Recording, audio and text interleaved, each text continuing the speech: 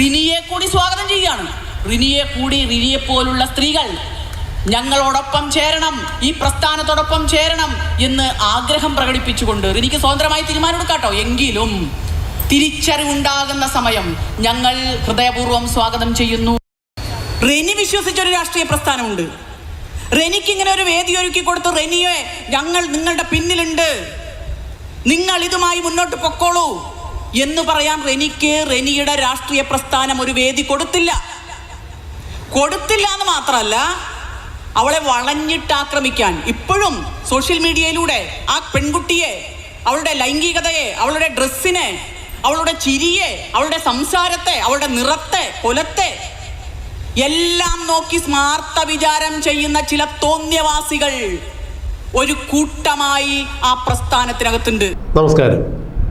ഈ കഴിഞ്ഞ കുറച്ചു കാലങ്ങളായി കേരളത്തിൽ ഏറ്റവും അധികം ഒച്ചപ്പാടുണ്ടാക്കിയ, വിവാദമുണ്ടാക്കിയ ഒരു വിഷയമാണ് രാഹുൽ മാങ്കൂട്ടവുമായി ബന്ധപ്പെട്ട് ഉയർന്നു കേട്ട സ്ത്രീ പീഡന ആരോപണങ്ങൾ. എന്നാൽ സ്ത്രീ പീഡന ആരോപണങ്ങൾ മാത്രമാണ് രാഹുൽ മാങ്കൂട്ടത്തിനെതിരെ ഉയർന്നു വന്നത്. രാഹുൽ മാങ്കൂട്ടത്തിനെതിരെ ഏതെങ്കിലും സ്ത്രീകൾ രാഹുൽ മാങ്കൂട്ടത്തിൽ തങ്ങളെ പീഡിപ്പിച്ചു എന്ന് പറഞ്ഞുകൊണ്ട് കേരളത്തിലെ ഏതെങ്കിലും ഒരു പോലീസ് സ്റ്റേഷനിലോ കോടതിയിലോ പരാതി നൽകിയിട്ടില്ല. എന്നാൽ ചില സ്ത്രീകൾ രാഹുൽ മാങ്കൂട്ടത്തിൽ നിന്നും തങ്ങൾ പീഡനമേറ്റുവാങ്ങി ഗർഭിണിയാണ്, ഈ ഗർഭം അലസിപ്പിക്കുന്നതിന് രാഹുൽ മാങ്കൂട്ടത്തിൽ തങ്ങളെ പ്രേരിപ്പിക്കുന്നു എന്നൊക്കെ പറഞ്ഞ് രാഹുലിൻ്റേത് എന്ന് പറയുന്ന ഒരു ശബ്ദരേഖ പോലും പുറത്തുവിടുകയുണ്ടായി. എന്നാൽ ഈ ശബ്ദരേഖയെ അടിസ്ഥാനപ്പെടുത്തി ക്രൈംബ്രാഞ്ചും കേരള പോലീസും സ്വമേധയാ കേസെടുത്തു എങ്കിലും രാഹുലിനെതിരെ യാതൊരു തരത്തിലുള്ള തെളിവുകളും കണ്ടെത്താൻ സാധിച്ചില്ല എന്നുള്ളതാണ് എടുത്തു പറയേണ്ട വസ്തുത. രാഹുൽ മാങ്കൂട്ടത്തിൻ്റെ പേരെടുത്ത് പറയാതെ രാഹുൽ മാങ്കൂട്ടത്തിനെതിരെ പരാതിയുമായി ആദ്യം രംഗത്ത് വന്നത് നടി റിനി ആൻ ജോൺ എന്ന പറവൂർക്കാരിയെ തന്നെയാണ്. പ്രതിപക്ഷ നേതാവ് ബഹുമാനപ്പെട്ട വി.ഡി. സതീശൻ്റെ കുടുംബ സുഹൃത്തു കൂടിയാണ് ഈ നടി. പ്രതിപക്ഷ നേതാവായ വി.ഡി. സതീശനോട് നടി രാഹുൽ മാങ്കൂട്ടത്തിൽ നിന്നും ചില ദുരനുഭവങ്ങൾ ഉണ്ടായിട്ടുണ്ട് എന്ന് നേരത്തെ പറഞ്ഞിട്ടുണ്ടായിരുന്നത്രേ. പിന്നീട് ഇത്തരത്തിലൊരു അനുഭവം കൂടി പറഞ്ഞു കഴിഞ്ഞപ്പോൾ വി.ഡി. സതീശൻ രാഹുൽ മാങ്കൂട്ടത്തിനെതിരെ നടപടിയെടുക്കുകയായിരുന്നു. കോൺഗ്രസിൻ്റെ പ്രാഥമിക അംഗത്വത്തിൽ നിന്ന് വരെ രാഹുൽ മാങ്കൂട്ടത്തെ നീക്കം ചെയ്യുകയും കോൺഗ്രസിൻ്റെ പാർലമെൻ്ററി പാർട്ടി അംഗത്വം സസ്പെൻഡ് ചെയ്യുകയും രാഹുൽ മാങ്കൂട്ടത്തിൻ്റെ യൂത്ത് കോൺഗ്രസ് അധ്യക്ഷ പദവിയിൽ നിന്നും മാറ്റുകയും ചെയ്തു എന്നുള്ളതാണ് എടുത്തു പറയേണ്ട വസ്തുത. എന്നാൽ കോൺഗ്രസിൻ്റെ സൈബർ ഹാൻഡിലുകളെല്ലാം ഇതിനെ വിശേഷിപ്പിച്ചിരുന്നത് രാഹുൽ മാങ്കൂട്ടത്തിനെ തകർക്കുക എന്നുള്ള ഉദ്ദേശത്തോടു കൂടി ചില ആളുകൾ, പ്രത്യേകിച്ച് CPM-മായി ബന്ധപ്പെട്ട ചില ആളുകൾ നടി റിനി ആൻ ജോർജിനെ കരുവാക്കുകയായിരുന്നു എന്നാണ് പറയുന്നത്. എന്തായാലും അത്തരം വാർത്തകൾക്ക് അടിവരയിട്ടുകൊണ്ട് ഇന്നലെ പറവൂരിൽ നടന്ന CPM-ൻ്റെ ഒരു സമ്മേളന വേദിയിൽ റിനി എത്തി എന്നുള്ളതാണ് എടുത്തു പറയേണ്ട വസ്തുത.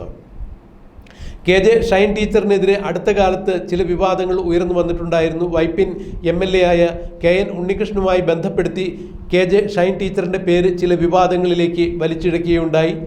KN ഉണ്ണികൃഷ്ണനെയും ഷൈൻ ടീച്ചറിൻ്റെ വീട്ടിൽ നിന്ന് പിടികൂടുകയുണ്ടായി. അവർ അവിഹിത വീഴ്ചയിലായിരുന്ന സമയത്താണ് ഷൈൻ ടീച്ചറിൻ്റെ ഭർത്താവ് വീട്ടിലേക്ക് കയറി വന്നത് എന്നൊക്കെ തരത്തിലുള്ള പല അപകീർത്തികരങ്ങളായ വാർത്തകൾ ചില സാമൂഹ്യ മാധ്യമങ്ങളിൽ വരികയും ഈ സാമൂഹ്യ മാധ്യമങ്ങളിൽ വന്ന വാർത്തയ്ക്കെതിരെ KJ ഷൈൻ ടീച്ചർ പോലീസിൽ പരാതി നൽകുകയും ചെയ്തു.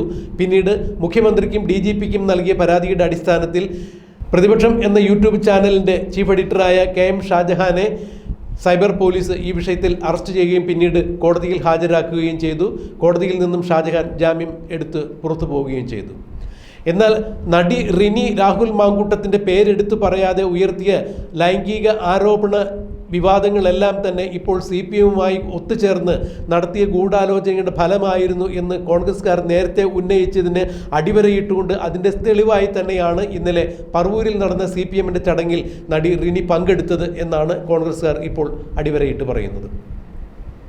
KJ ഷൈൻ ടീച്ചറിനെതിരെ നടക്കുന്ന സൈബർ ആരോപണങ്ങളെ പ്രതിരോധിക്കുന്നതിന് വേണ്ടി KJ ഷൈൻ ടീച്ചറിന് പ്രതിരോധം തീർത്തുകൊണ്ട് CPM പറവൂരിൽ തീർത്ത ജനകീയ കൂട്ടായ്മയിൽ പങ്കെടുക്കുന്നതിന് വേണ്ടിയാണ് റിനി CPM-ൻ്റെ വേദിയിൽ എത്തിയത്.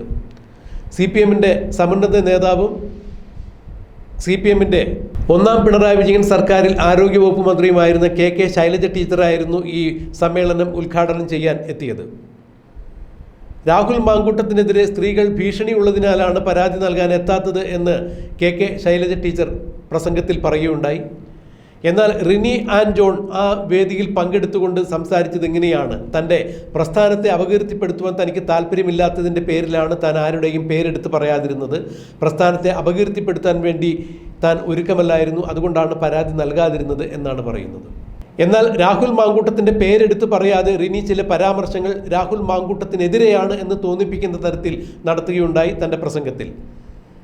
ഏത് രാഷ്ട്രീയ പ്രസ്ഥാനത്തിലേക്ക് കടന്നു വരുന്ന യുവ നേതാക്കൾ ധാർമ്മികമായ ചില ഉത്തരവാദിത്തങ്ങളും ധാർമ്മിക മൂല്യങ്ങളും ഉയർത്തിപ്പിടിക്കണം എന്നാണ് തൻ്റെ പക്ഷം. തനിക്കുണ്ടായ ചില അസ്വാരസ്യങ്ങളാണ് താൻ തുറന്നു പറയുന്നത്. ചില സ്ത്രീകൾ കണ്ണീരിന് ചില കഥകൾ തന്നോട് വിളിച്ചു പറയുകയുണ്ടായി. അവർക്ക് വേണ്ടിയിട്ടാണ് താൻ പ്രതികരിക്കുന്നത് എന്നാണ് റിനി ഇന്നലെ പറവൂരിൽ CPM സംഘടിപ്പിച്ച വേദിയിൽ സംബന്ധിച്ചുകൊണ്ട് പറഞ്ഞത്. എന്നാൽ റിനി എന്തുകൊണ്ടാണ് ഇത്തരം അനുഭവങ്ങൾ പൊതുവേദിയിൽ നിന്ന് തുറന്നു പറയുമ്പോൾ പോലീസിലോ അല്ലെങ്കിൽ കോടതിയിലോ പരാതി നൽകാൻ തയ്യാറാകാത്തത് എന്നുള്ളൊരു ചോദ്യം ഇപ്പോഴും നിലനിൽക്കുന്നു. അതെന്ത് തന്നെയായാലും CPMൻ്റെ കയ്യിലെ കളിപ്പാവിയായി രാഹുൽ മാങ്കൂട്ടത്തിനെതിരെ റിനിയെ CPM സൈബർ ഹാൻഡിലുകൾ ഉപയോഗിക്കുന്നു എന്ന് കോൺഗ്രസ്സുകാർ എന്ന ആരോപണം ശരിവയ്ക്കുന്ന തരത്തിൽ തന്നെയായിരുന്നു റിനിയുടെ ഈ വാക്കുകൾ. എന്തായാലും CPMലേക്ക് റിനിയെ സ്വാഗതം ചെയ്തുകൊണ്ട് KJ ഷൈൻ ടീച്ചർ തന്നെ തൻ്റെ പ്രസംഗത്തിൽ ഒരുപാട് പരാമർശങ്ങൾ നടത്തുകയുണ്ടായി. തീരുമാനങ്ങൾ എടുക്കേണ്ടത് റിനിയാണ്. എന്നാൽ റിനിയെപ്പോലെ ബുദ്ധിമുട്ട് അനുഭവിക്കുന്ന സ്ത്രീകൾക്ക് കൂടെ നിൽക്കുവാൻ, അവരെ ചേർത്ത് പിടിക്കുവാൻ CPM എന്നും തയ്യാറാണ്. അതുകൊണ്ട് റിനിയെ CPMലേക്ക് ഞങ്ങൾ സ്വാഗതം ചെയ്യുന്നു എന്ന് KJ ഷൈൻ ടീച്ചറും പറയുകയുണ്ടായി. KJ ഷൈൻ ടീച്ചറിനോട് ഇത്തരുണത്തിൽ ഒരു ചോദ്യം ചോദിക്കാൻ ആഗ്രഹിക്കുന്നു. DYFIയിലെ വനിതാ സഖാക്കൾ CPMലെ മുതിർന്ന നേതാക്കന്മാരിൽ നിന്നും തങ്ങൾക്ക് ലൈംഗികമായ പീഡനം ഉണ്ടായി എന്ന് പറഞ്ഞിട്ട് അവരെ ഏത് സമയത്താണ് CPM ചേർത്ത് നിർത്തിയത്? CPMൻ്റെ സ്വന്തം അന്വേഷണ കമ്മീഷനായ മുൻ മന്ത്രിമാരായ ശ്രീമതി ടീച്ചറും AK ബാലനും ചേർന്ന് ഒരു അന്വേഷണം നടത്തി തീവ്രത കുറഞ്ഞ പീഡനമാണ് നടന്നിരിക്കുന്നത് എന്ന് പറഞ്ഞുകൊണ്ട് പീഡിപ്പിക്കപ്പെട്ട ആ വനിതാ സഖാക്കളെ വീണ്ടും അവഹേളിക്കുന്ന തരത്തിലുള്ളൊരു സ്റ്റേറ്റ്മെൻറ്റാണ് ഇറക്കിയത്.